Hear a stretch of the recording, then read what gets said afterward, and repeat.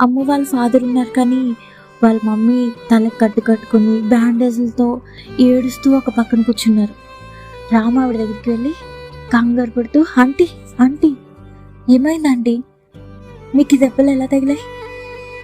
అమ్ము అమ్ము ఎక్కడ ఆంటీ అని వెనక్కి ముందుకి చూసుకుంటూ వెతుక్కుంటూ తల తిప్పుతూ చూస్తున్నాడు. ఆ ఆంటీ కూర్చున్న ఎదురు రూమ్లోనే సడన్గా తల తిప్పి చూశాడు. అక్కడ బెడ్పై చాలా రక్తంతో అమ్ము పడుకునుంది. ఒక్క సెకండ్ రామ్కి హార్ట్ బీట్ ఆగిపోయింది. లేచి అమ్ము దగ్గరికి వెళ్దాం అనుకుంటున్నాడు, కానీ తనకి అడుగులు ముందుకి పడట్లేదు.